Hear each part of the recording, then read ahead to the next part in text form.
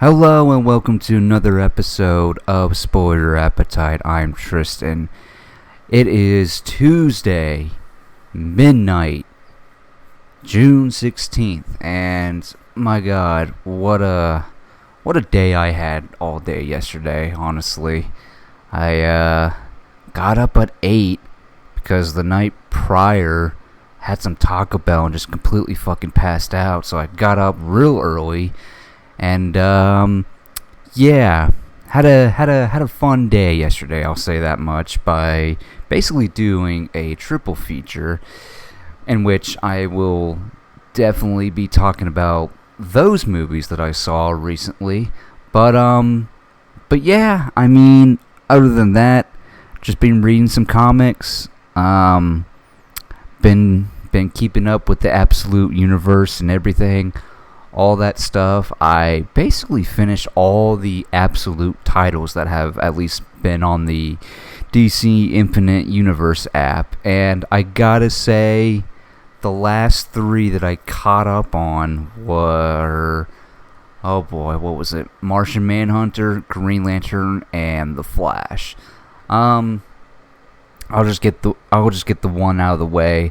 I dropped Absolute Green Lantern, and that really sucked for me, honestly, because it started off really cool and interesting, and then at a certain point, I got 7 issues into it, and I was just kind of not feeling it or whatever. If there's one thing I like about the Absolute Universe, it's just the different, unique take that it's doing or whatever, because this is a brand new universe, the Absolute Universe. It's very interesting. It seems like they're kind of allowed to do whatever they want, and it's just really fun. But with Green Lantern, I just feel like it really wanted to go for something heady and stuff like that, and I just kind of wasn't vibing with it or whatever. The new kind of take on the Green Lantern mythos and all that stuff. I mean, like I said, it started off great.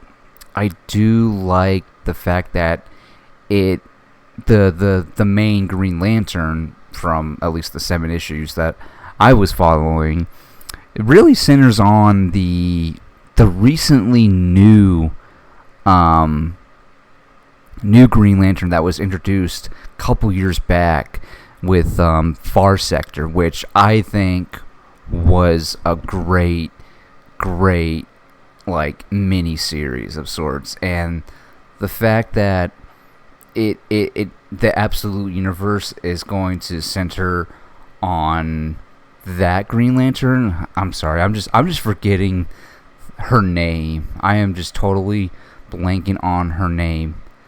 See, I don't even know if I can pronounce this. Her name is Sojourner Mullen. I think she's referred to as Joe. Oh my God. But yeah, Joe Mullen. I like that it's kind of centers on her, and at the same time, if you're a fan of Hal or John, they're in there too. They're just like, they're 3 buddies and whatnot, and that's how you get the 3 of them in there. And you know, Guy's in there too. I'm not gonna give away anything in case anyone's curious about checking it out. But it's very interesting how it kind of starts off. Honestly, it just like jumps right into it all and just goes. I mean, as comics do. So, but yeah, after 7 issues, I just kind of dropped it. Just wasn't feeling it, honestly. I don't know, just didn't hook me in the way that I thought it would. But so after that, I kind of just read some Absolute Flash, and man, Absolute Flash again with this whole Absolute Universe. Interesting take. Little spoilers. I just love how Jeff Lemire just kind of throws in well, not all, but most of the rogues in, like, off the bat in the first issue, or first 2 issues at least. He throws in all the rogues gallery, and I was just here for it, and the spins on those whole characters and how they kind of came to be. And yeah, and I love the fact that Wally is the main Flash, because I mean, just kind of makes sense, because for a lot of comic book readers, I'm sure Wally was their Flash. For me, I mean, as someone who's kind of got late, like, into comics, I always just kind of was just with Barry or whatever, because I was just mostly, notably, know Barry more than, say, Wally and whatnot. But I like the fact that they're going with Wally, because, yeah, there's that history with Wally West where he was a good, like, he took on the Flash mantle for a good number of years when they killed off Barry and Crisis. So I think it's really cool that Jeff Lemire just kind of went with Wally.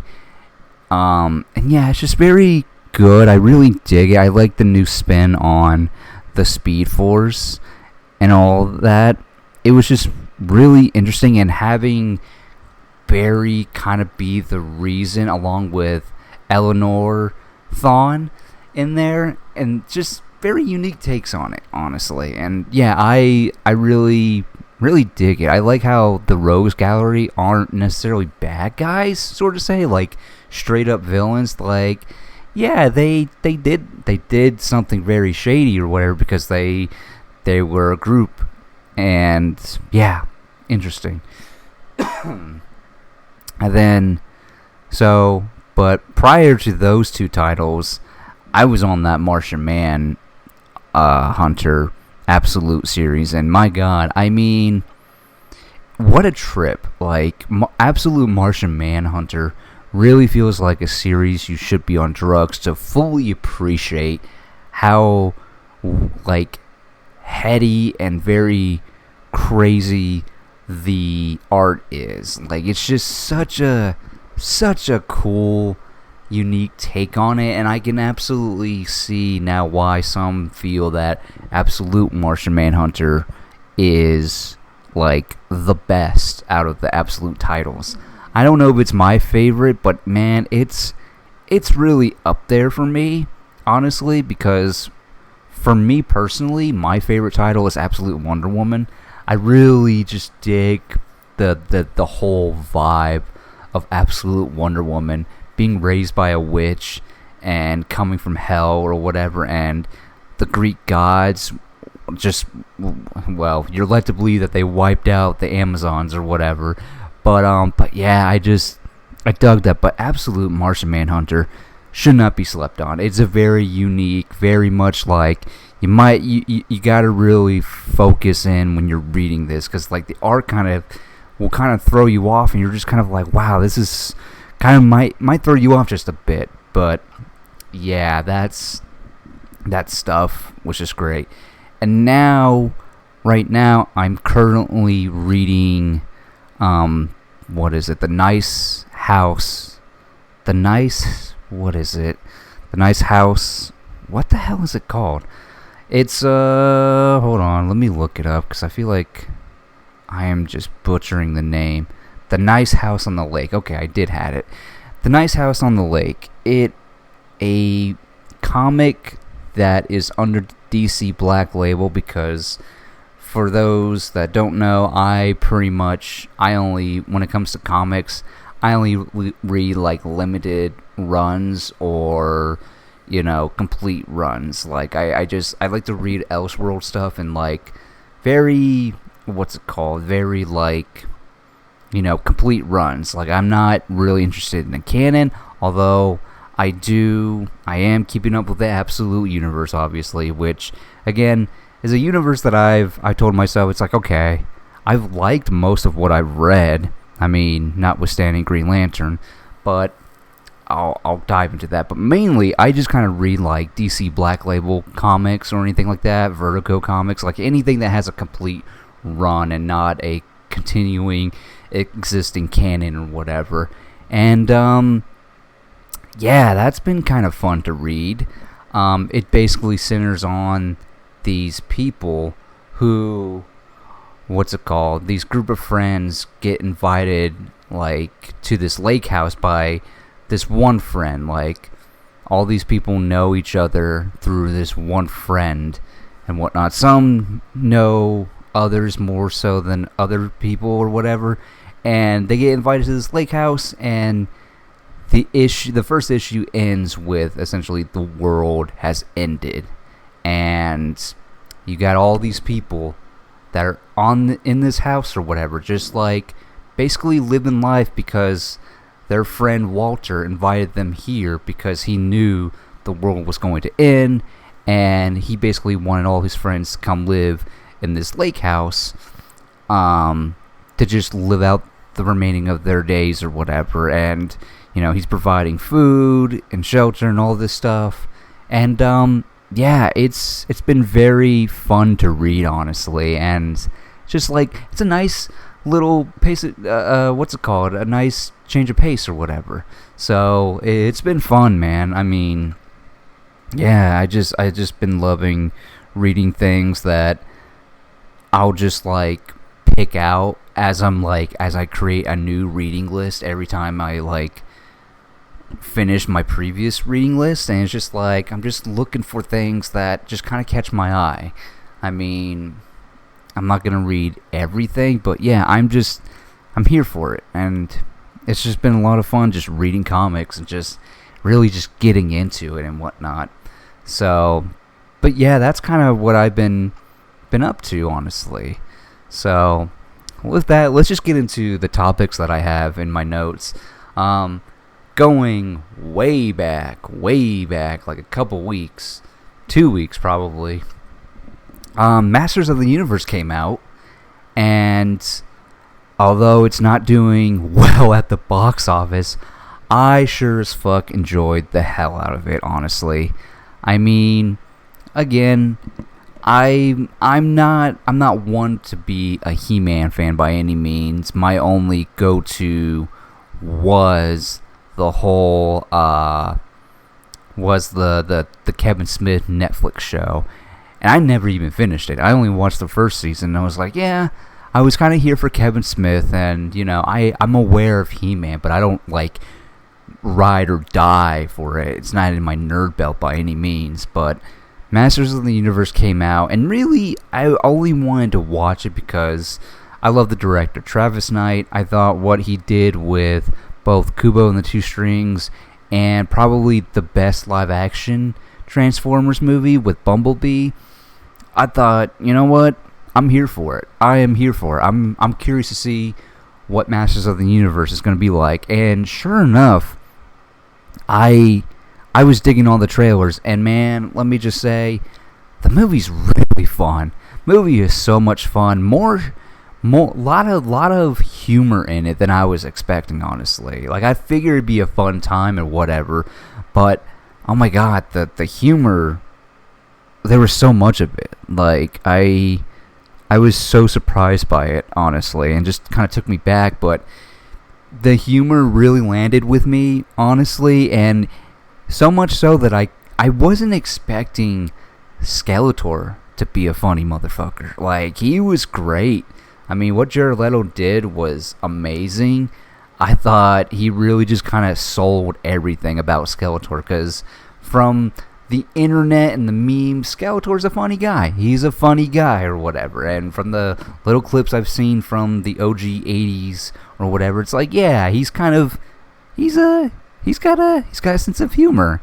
And the fact that Travis Knight kind of kept that a part of his character in this movie was great. Like, there's a moment at the end where, I mean, clearly most of y'all haven't seen it. Anyone that's listening has either probably seen it or hasn't, and probably not going to, but I'm going to just say it. There's a moment where Skeletor looks into, right before he's about to kill He-Man, he just takes He-Man through his days on Earth and wants to show him how pathetic he is, and just like, that whole sequence was fucking funny. Seeing Skeletor in a very like gym clothes or whatever, just being like, just mocking He-Man, was just like, oh my god.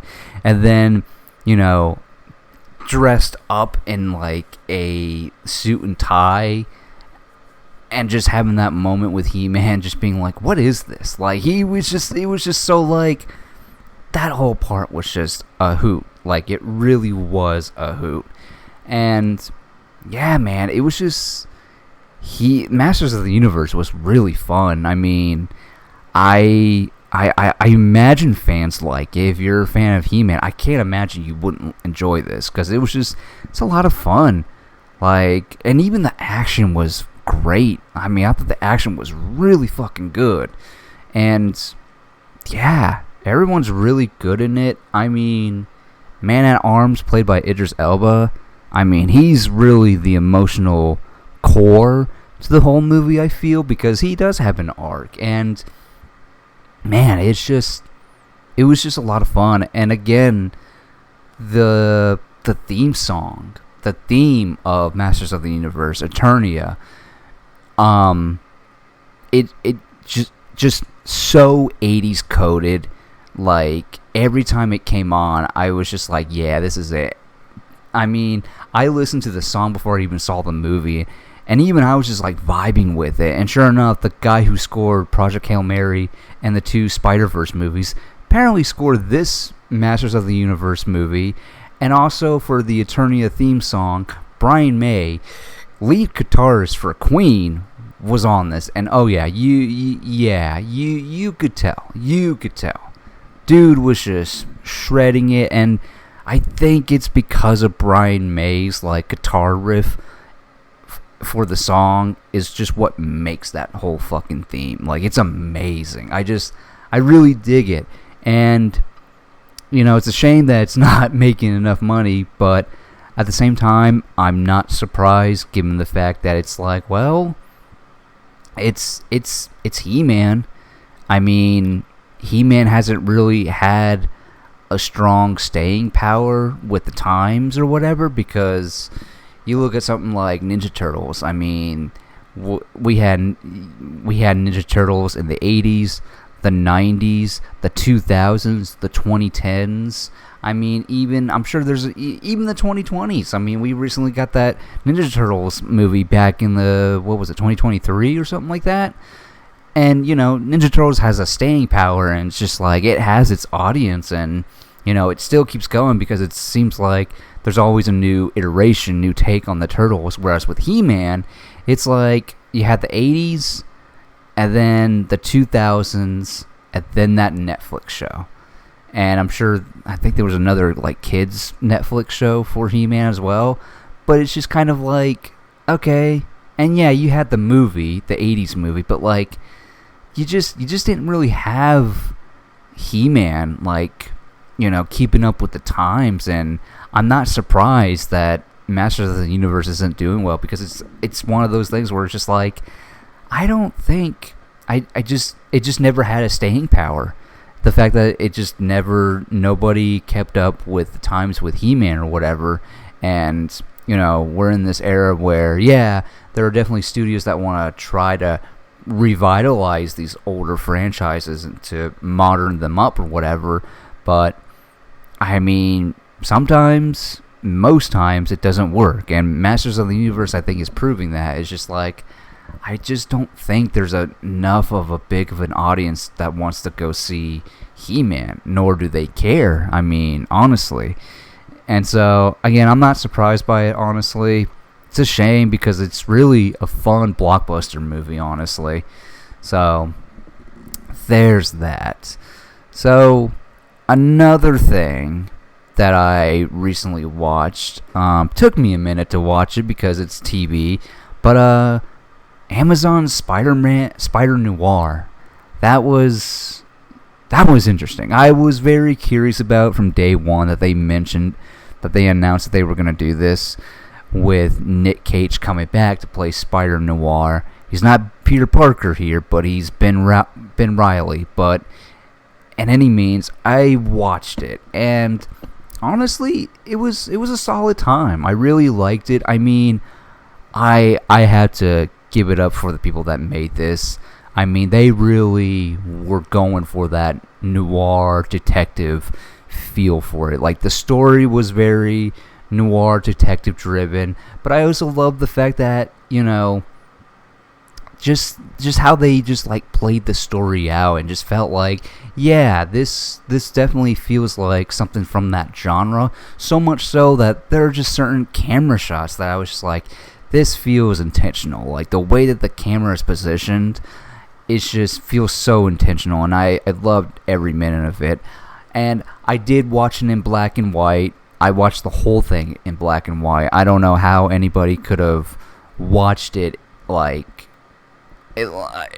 going back and forth between color and black and white. Like, I saw some people saying that they would watch one episode in black and white, then watch the next in color, then so on. And it's just like, why? What kind of, like, what's going on there? Like, I really don't understand. It's like, just pick one. And yeah, it's also been fun to see clips from the show on Instagram, just seeing the show in color, and my brain just not being able to handle it because I'm just so used to seeing the show in black and white. And it's just like, my brain is just like, Dad, it looks so weird seeing it in color. It really does. And I was just like, I don't know how I feel about this. It's like, I can't watch anymore in color. But Spider-Noir, I mean, the story was really good. I really liked, Nick Cage, I'm always here for. I really like Nick Cage. I mean, yes, he has he has a shtick that everybody knows about, how he just kind of brings that cageism or whatever, but I enjoy it. I mean, there are just some actors that have a shtick that, that people don't get tired of or whatever, and Nick Cage's shtick never gets old. Plus, it's like, if I really want to see Nick Cage actually bring something without cageism or whatever, I'll go watch a movie like Pig. I mean, Pig was just so not what I was expecting. I mean, it's literally about Nick Cage's character going to find his lost pig or whatever, but it's the story they're not telling you. It's the stuff that they're not telling you about his character in that movie as he's going along, that it's just like, oh wow, this is kind of heavy. This is really deep. And Nick Cage is just an actor that knows how to, like, really bring it and act or whatever. Like, and I think that's why I'm just so fine with his acting or whatever, because we all, like, if you watch Cage for a good while, he can bring it or whatever. And I'm just really surprised that he brought it or whatever. And it's so funny to me because it's like, obviously he's not in the suit when he's doing certain things or whatever, but I just never realized how, like, thin Nick Cage is. I never realized, because I don't know why, but I always thought he was sort of like a big guy, like, like, I don't know how to describe it, but like, I always thought he was like bigger than what he was. But seeing him in this show, I'm just like, he's very thin. Like, has he always been that thin? I don't know. But yeah, I like this take on it. I do think that the whole reluctant hero thing in this is just kind of like, whatever. But it doesn't take long to see him put on the costume and all that stuff, and it's just like, it's interesting. I really dig it, and the vibe of it all. I just love the fact that, the story is just kind of revolves around who is the rat that is ratting out Silvermane, the big bad or whatever. Like, I just thought that was interesting, and the whole, like, take on to the Sandman, Tombstone, and I believe that was Electro. But I dug it. I really dug it a lot. I thought it was just really fun, and yeah, it took me a minute to finish it because, I'm not good when it comes to TV or whatever, especially when it's all dropped, which I don't know why they dropped it all at once, honestly. I really don't. And I also appreciate how it kind of wraps up.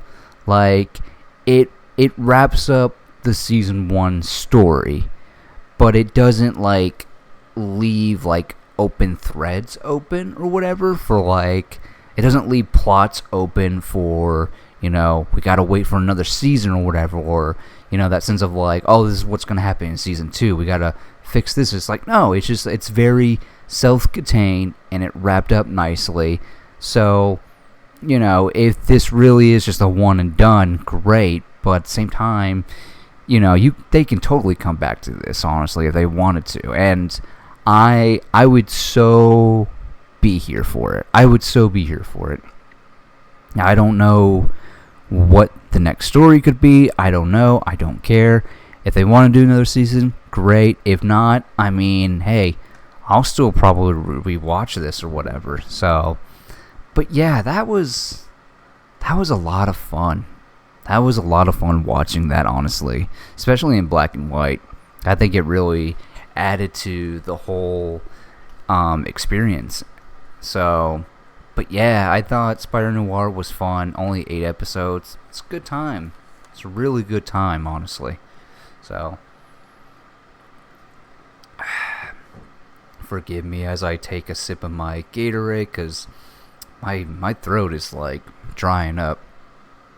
So in any event, now let's get to let's just, cut to today. What have I watched today? So as I mentioned, I had a me day, essentially. I did a triple feature today, and I saw 3 movies. 3 very different movies, honestly. For 3 different audiences, honestly.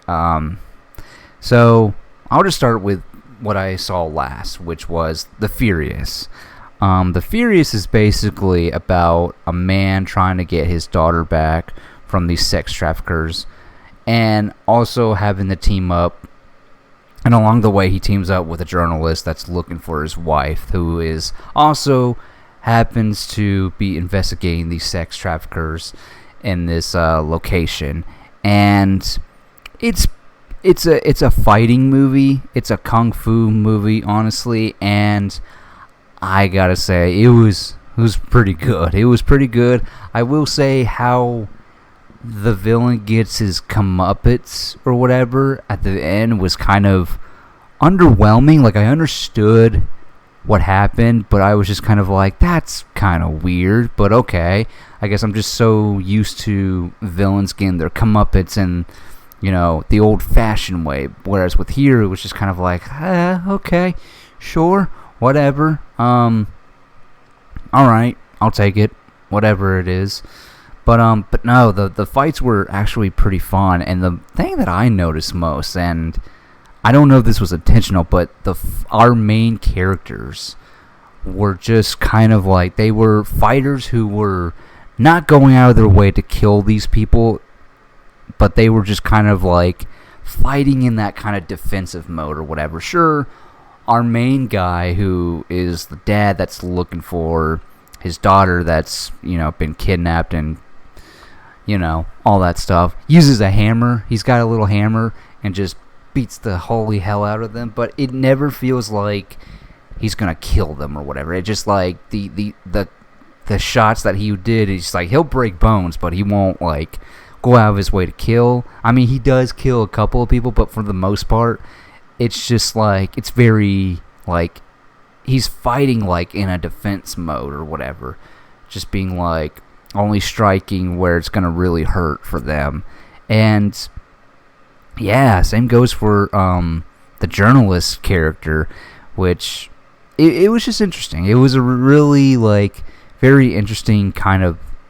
It was just a simple plot, a man trying to get his daughter back from these sex traffickers or whatever. So, but yeah, I dug the fights a lot, and I gotta say that the ending, I will say in the third act, there's a thing that happens with one of the main guy who's in charge. He does a thing because shit just kind of hits sideways or whatever, and he just kind of loses it at the end. And it's just like, what he does is just like crazy, and then something, someone close to him, comes to him, and he does a thing, and it's just like, what the absolute fuck? Like, bro just literally lost his fucking mind because he knew that he was gonna get his comeuppance or whatever. And then cut to the big battle at the end. It was just kind of weird. And again, how he gets his comeuppance at the end is just kind of like, that's a little underwhelming. Like, I understand what happened, but little underwhelming. But yeah, that last fight at the end, there's another dude that shows up in the midst of that whole fight, and I just remember just thinking, oh, not this fucking dude. Like, it was crazy. I mean, the fights were really good. And then, yeah, it was just interesting. Just an interesting little story. So, I mean, I went in knowing nothing other than it's a dad trying to get his daughter back. So that's the only thing that I knew about it. And yeah, it was a lot of fun. I don't I don't know, I would say it was my favorite movie of the night. No. So the previous movie before I saw The Furious was Steven Spielberg's Disclosure Day. Now, I didn't know what to expect with Disclosure Day. All I know is that seeing the trailers, I mean, specifically that first trailer, I'm just like, okay, aliens are involved.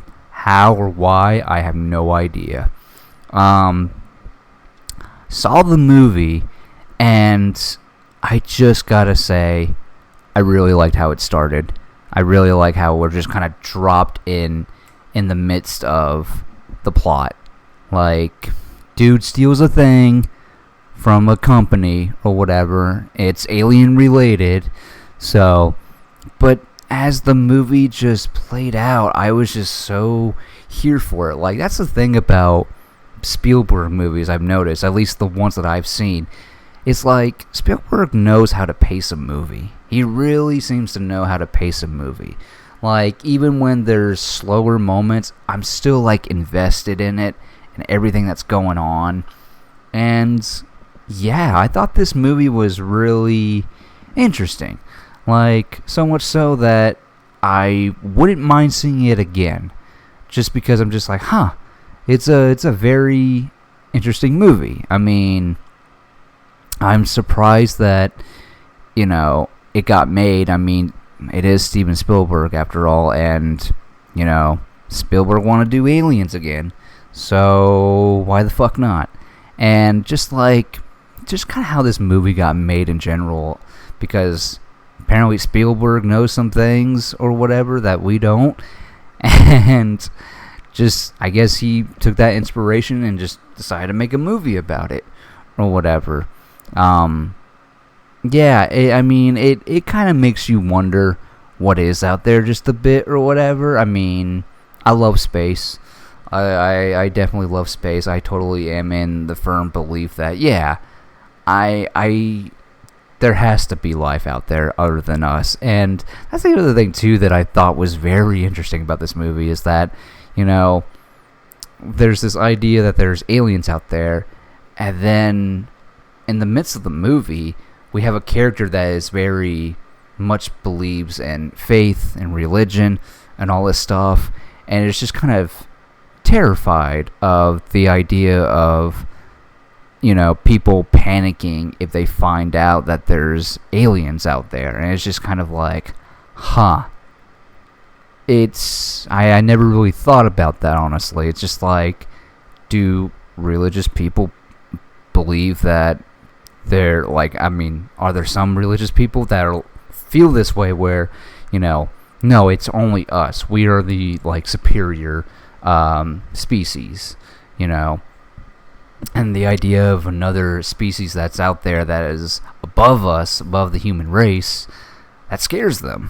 Like, does that squash all their beliefs? I don't know. I think that was a very interesting, talking point, honestly, within the movie and that whole character. It was just it was something I wasn't expecting, honestly. It's just okay, it's very interesting. That's a very cool way of it. I thought the action was great too, and yeah, Spielberg seems to know how to shoot action as well. The dude's been doing it since the 70s, but I'm just I am surprised that he's just kind of kept it going and such. And I dug it. I really dug this movie. I think Emily Blunt really, really shines here a lot. I've always liked Emily Blunt. I've never doubted her at all. I mean, and she's not really one of my favorite actresses out there or whatever. I mean, I like her, but she's not like in my top 10, I guess, or whatever. I don't even know who would be in my top 10, honestly. But man, she's really good. I mean, you look at her in stuff like the Quiet Place movies, or that amazing Edge of Tomorrow movie, or most recently I watched the Devil Wears Prada movies. I mean, she's good in those too. I mean, she's definitely got the range, and her role in this was very good, and what she was like directed and was wanting to what Steven wanted from her as far as the range and stuff. I thought she really brought it here, honestly. And my God, there's a moment where she doesn't want to remember what happened in her past or whatever, and it's just like she has a freak out moment, and it's just like, oh wow, she just you felt it. I really felt it for her, honestly. Another dude that I'm just liking everything that I see him in, and that's Josh O'Connor. I mean, I guess you could say he's kind of the main character as well, because he's the first character we meet.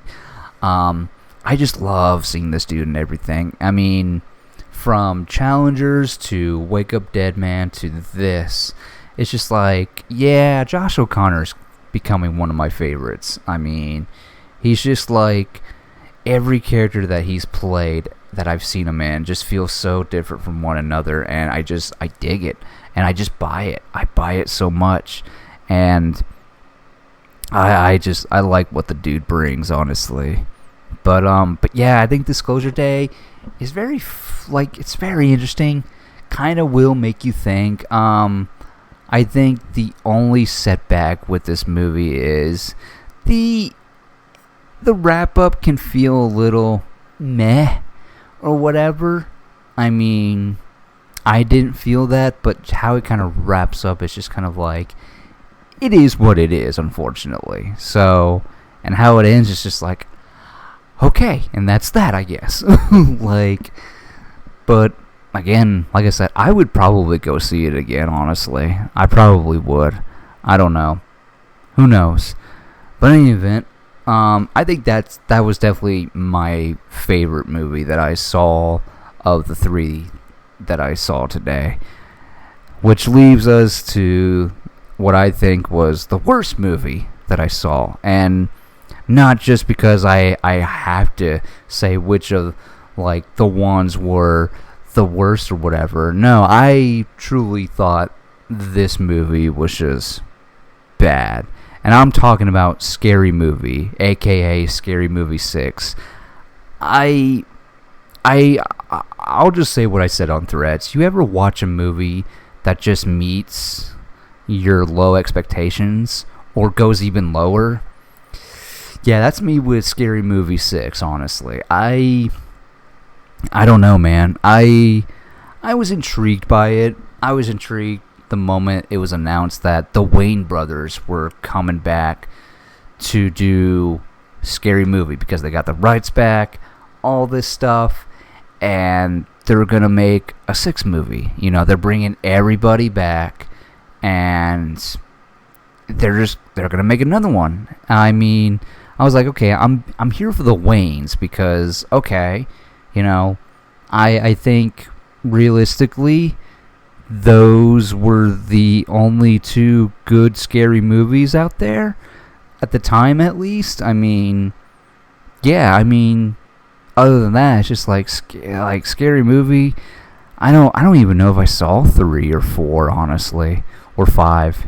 But I know that the spoof genre in general has never been my favorite. I mean, especially in modern times, it's just the spoof genre just went downhill, I guess, after Scary Movie 2, and I've always never liked the scary movies. I think I don't know if I have, but I've seen clips from them. I haven't watched them in total, but I remember seeing things like date movie or epic movie or superhero movie, all those spoof movies. And, you know, as a kid, I watched them and I might have enjoyed them or whatever, but when I look back at them now, especially when I watch clips now, I'm just like, it's so fucking awful. They're all just fucking bad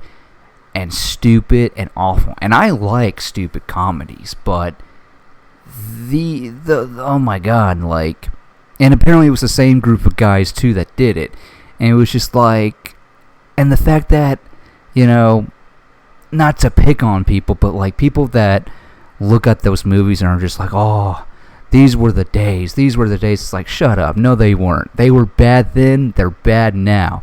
And this is why they fucking, those spoof movies fucking died, like, real quick. But the only reason why they kept getting made is because they were fucking cheap. And my god, were they cheap. I mean, hell, you even look at something like Scary Movie 6.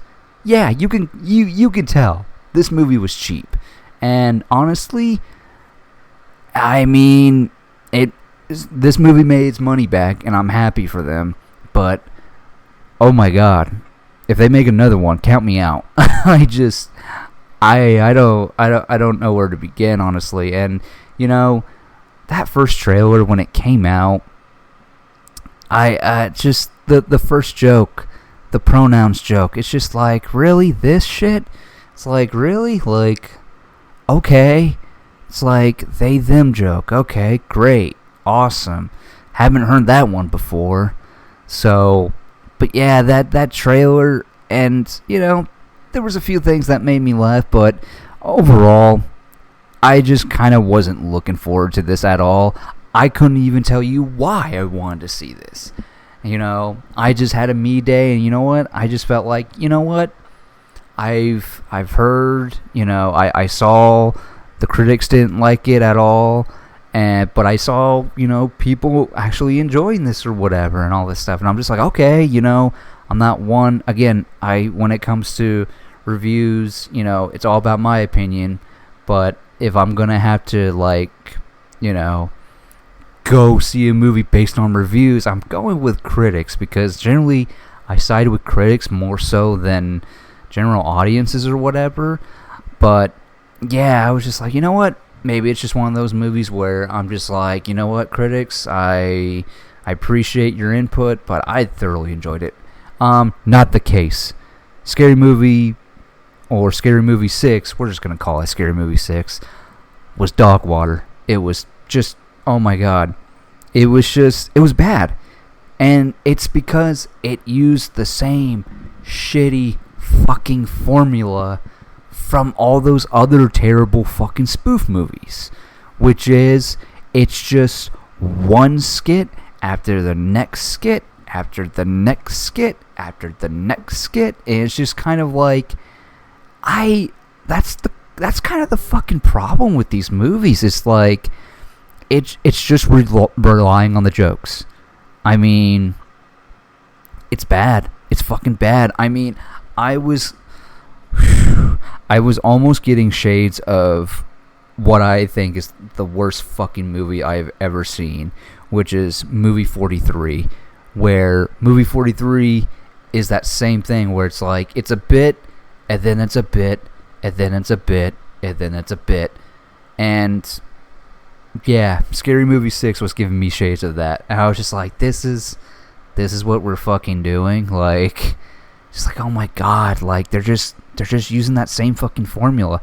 And turns out, you know, while the Wayans didn't have the IP with Scary Movie or whatever, they were still making spoof movies with A Haunted House 2 or whatever. And I haven't seen those movies, but from what I have read or whatever, yeah, it's just nothing.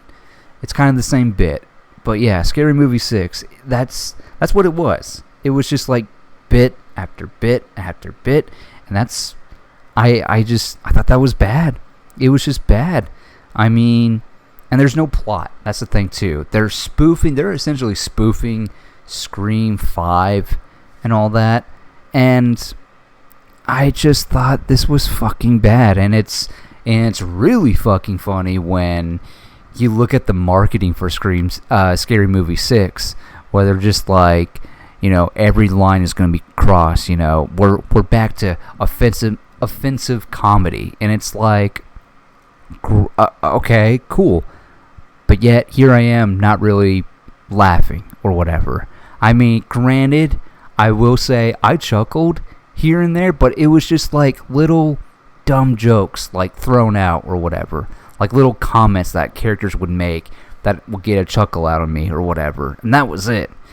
Other than that, I was just like, had my head in my hand on the side or whatever, just being like, okay, are we done yet? Like, I'm kind of like, I legit was ready to walk out, because I was just like, it's just skit after skit, and it just feels like they just wrote this, and for every skit, it's just like, okay, and this is gonna be funny, and this is gonna be funny, and this is gonna be funny, and it's just like, it just feels like the movie's just like, yeah, isn't this funny? Isn't this funny? We're doing this, right? Like, isn't this funny? It's just like, no, man, it's not funny. It's just like, again, I love stupid comedies, but like, the fact that you just keep going and going and going and just doing a bit after bit after bit, it's just like, it's tiring. Like, what is the actual plot? Shit just happens just because. Okay, like, there was no real plot to the whole movie. It's like, I'm not looking for characters or anything like that, but it's just like, make the plot make sense at least. I mean, sure, it's familiar that it's clearly doing a riff on Scream 5, but I just wasn't laughing, and I was just like, this is really just stupid humor just for the sake of being stupid humor. And it's just like, it's so like, and it's movies like this is why it feels like, it's movies like this, because of how unfunny they are. They, like, studios don't want to take a chance on comedy.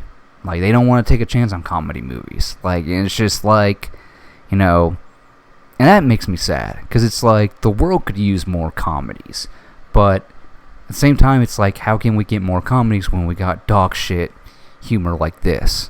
And it's just like, dude, I'm sure they're going to make a Scream 7. It's not Scream 7, Scary Movie 7. And you know what? I won't be here for it. I mean, I'm glad it's having success, honestly. I really am. And clearly this is going to be for somebody. But, nah, like, y'all can keep your bottom of the barrel fucking jokes. Like, it's just like, oh my god. They really thought, we're going to be offensive. It's just like, it's just the same shit again. Like, it's just the same jokes. Like, and, there's nothing wrong with that, as long as you make it clever, You gotta have some clever jokes in there, but this didn't do it, and my god, I'm now at that point where I don't know what movie is gonna be the worst movie of the year, because right now, Scary Movie 6 is really fighting for that number 1 against Scream 7. I was just like, I just can't believe this shit. I was like, I'm just so glad I'm a Regal Unlimited subscriber, because, yeah, I probably would have been upset that if I paid like a full price ticket for this movie. I would have been upset. I would have just been like, wow, really wasted that $15 or however much it was going to cost me for this piece of garbage. So, but yeah, I mean, kudos to the Waynes, making profit off of this, and, kudos to people actually enjoying this movie, because I sure as fuck wasn't. Hopefully Scream 7 will be better, even though I probably won't see it. But then again, maybe I'll get dragged to it like I did with Scream 7. I still can't believe I got dragged to that movie, honestly. Even with my alcohol that I poured in my soda, still wasn't a good time. And you know what? It's probably a good thing I didn't have alcohol while seeing Scream 6, because I think that would have just made me want to walk out. But But yeah. So yeah, those are the movies that I saw this past what is it, Monday? Yeah, saw that. So yeah, so I had a triple feature. So if I had to rank all three, starting with number 1, Disclosure Day, number 2, The Furious, and then way, way, way at the bottom with number 3, Scary Movie 6. Good God. In any event, now that I got that out of the way, I got 2 more things to talk about. Let's start off with this. Going back to, was it all last week? Yeah. So, Man of Tomorrow is shooting in Atlanta, and there's been some set photos, which James Gunn put out the first photo of Nicholas Hoult as Lex Luthor in his Luthor battle armor suit for Man of Tomorrow. And I'm just going to say it because, come on, you gotta admit it, but dude literally looks like Buzz Lightyear. I mean, yeah, his head is a little bit smaller in the thing or whatever, but dude looks like Buzz Lightyear. And I was just like, I was all here for it. You know, I mean that in a good, fashion, good-hearted way, he looks like Buzz Lightyear. But that's besides the point. We're getting the Lex Luthor battle armor suit, and I'm here for it.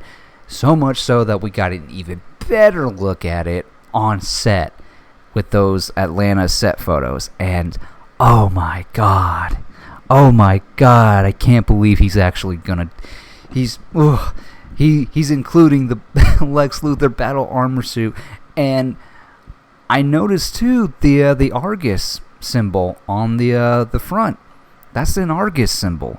So it's like, okay, so clearly Luthor is working with Argus to help Superman, because I don't know, I get the feeling that, in this movie, Superman and Luthor are going to team up to take down Brainiac. But I guess there's a kerfuffle going on. There's going to be some sort of tussle between the two. I don't know if this is, them fighting in the beginning, or is this, stay with me because I'm speculating here, could Superman be under the influence of Brainiac? I'm just saying. Wouldn't that be some shit? But yeah, the fact that there's mobility that Nicholas Hoult can use in the suit, it's just like, oh my god, it's incredible. Like, I was, oh my god, James Gunn's Superman. I mean, what a good time that movie fucking was. I mean, seeing that movie 3 fucking times was great in the theater. Like, it really just spoke to me. And for me personally, Man of Steel is my favorite DC movie. It's my favorite Superman movie, obviously, but I when it comes down right to it, I'm a Superman fan, and I welcome all Superman, even if I have my favorites or whatever. And James Gunn's Superman was just like, I understand people did not like Zack Snyder's Man of Steel. I get it. They didn't like his take on Superman. I understand that. And I was okay with letting Henry Cavill go as Superman so that we could bring in a new era of DC with a new Superman and whatnot. Like, I was okay with that. And also because of the fact that the old management at Warner Brothers really was just kind of fucking wasting Henry Cavill's time as Superman. Like, they were playing this, maybe he will, maybe he won't, maybe we will bring him back, maybe we won't, I don't know. And that's what I always appreciate about James Gunn. It's just like, I totally understand why he ripped the Band-Aid, said, you know what, no more of this. If we're gonna do this, we're gonna start from scratch, and we're gonna start with Superman. We're gonna have a new actor, all this stuff, start from scratch. And I go back to that quote that James Gunn said, where he was just like, old Warner Brothers was just dicking around, jerking around Henry Cavill as Superman or whatever. Like, they were just playing these stupid games with him, and it was just kind of obvious that they didn't know what to do with Henry Cavill as Superman. It's just like, just get somebody, man. And so I'm so glad James Gunn just said, you know what, fuck this shit. If we're gonna do it, we're gonna do it his way, which is we're gonna start fresh. This is our new Superman, and look at the success it had. Movie was great. Movie made money. I don't care what any of you fucking losers say. It's like, okay, so what? That Man of Steel made more than Superman. Ooh, okay, so, I mean, hey, it's way more. It's received way better than Man of Steel, and and I say that as a Man of Steel fan.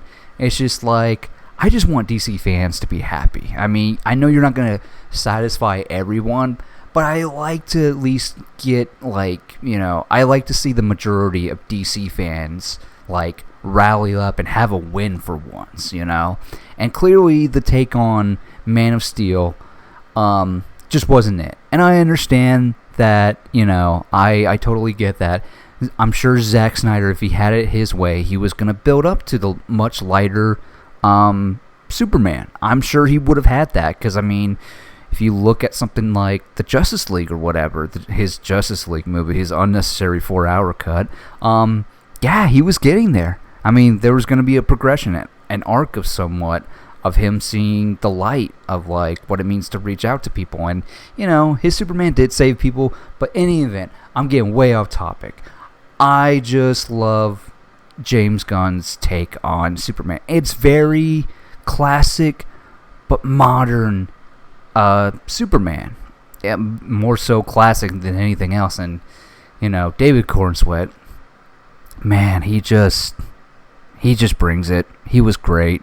I mean, it's weird that he's around my age. It's really weird to think about, but he was so good. But to see those set photos of Man of Tomorrow, oh my God, I can't even. And of course, the thing that I was always looking forward to the most with James Gunn's Superman was seeing Nicholas Hoult as Lex Luthor. And it not only did, Nicholas Hoult fucking bring it, gotta give it to, once again, James Gunn for writing a very despicable, evil son of a bitch that is Lex Luthor.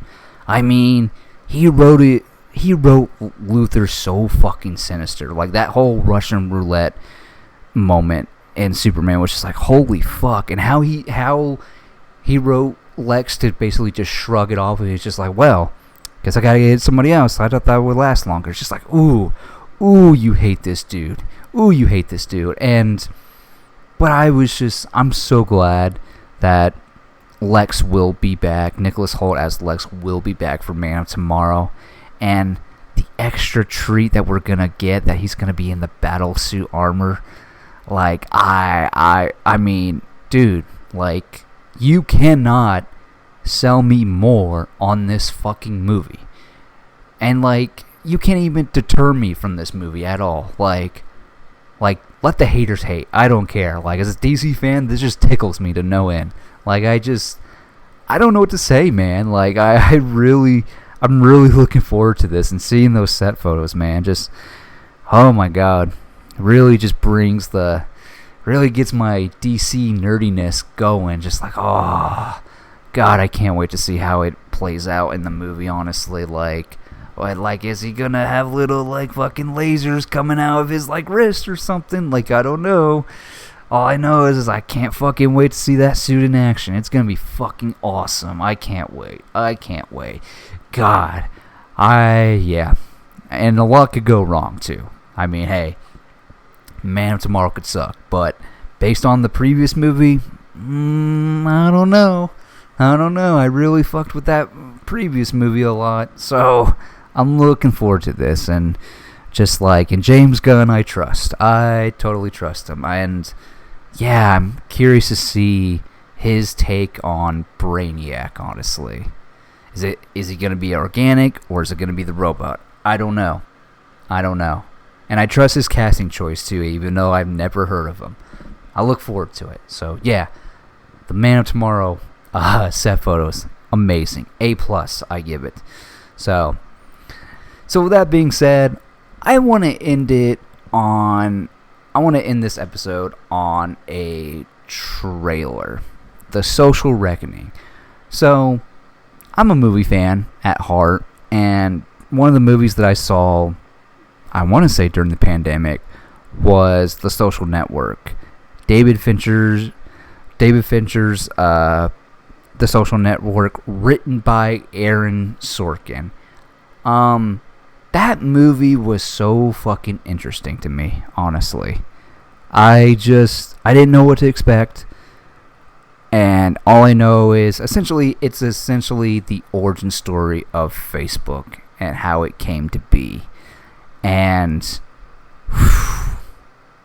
there's a lot of things not to like about Mark Zuckerberg. And man, and I know it's just a movie. You really have to look up the facts online or whatever. But yeah, I see it. I just, yeah, Mark Zuckerberg, kind of a weasel.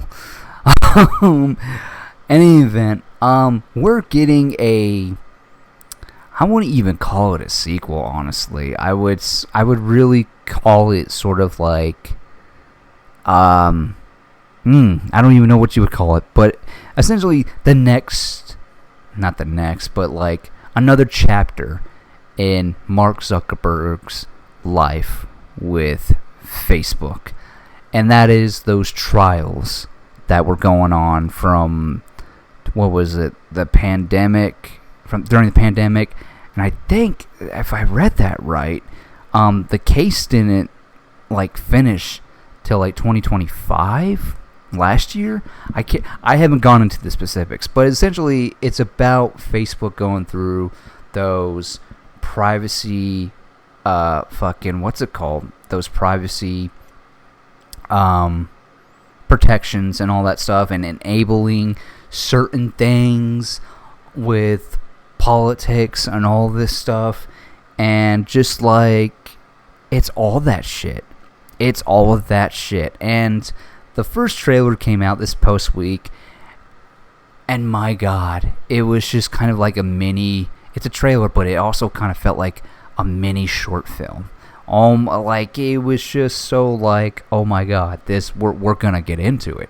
We're gonna get into, I know it's gonna be dramatized or whatever, but still, it's this idea of what's going on in those trials, behind the scenes, what everyone's thinking, and it's just I don't know what to say other than I cannot fucking wait to see this. I mean, October's gonna be a good month. Not only am I getting Clayface, but I'm getting The Social Reckoning.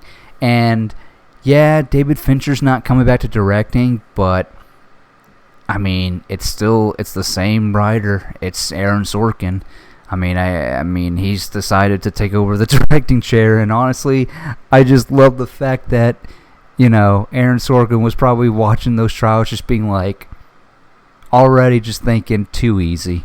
And that's how we're getting this movie, and I am just so fucking here for it.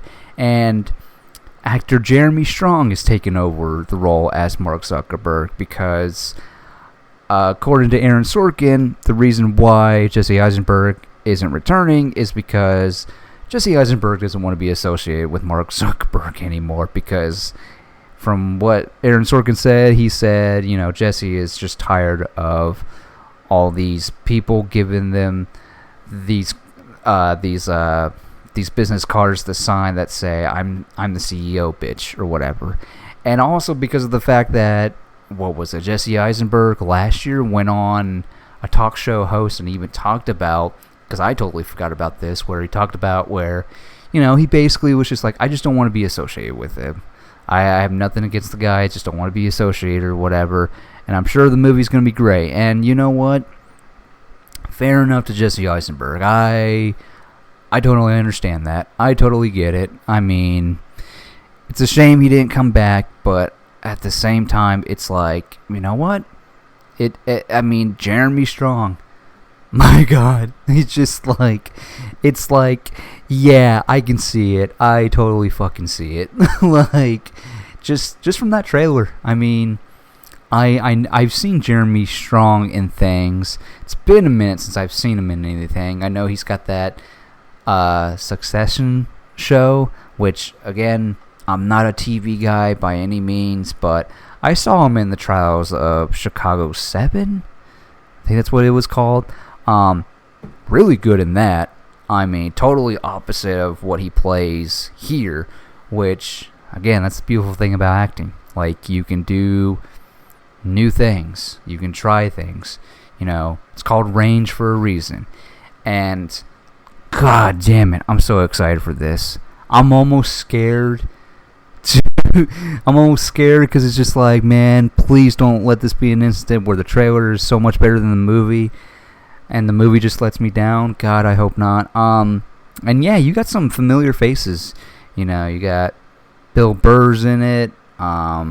Mickey Madison coming off of, I think this is her first movie, coming off of Anora. I never saw it.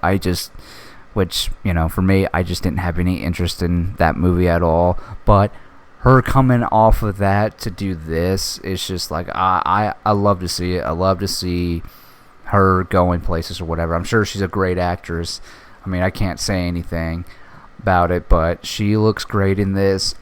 Jeremy Allen White, I mean, dude, he's killing it. Love to see him in things, even though, God, what did I see him in that I mean, he was the voice of Rada the Hutt in The Mandalorian Grogu, and he was good, but I don't think I've seen Jeremy Allen White in anything, honestly.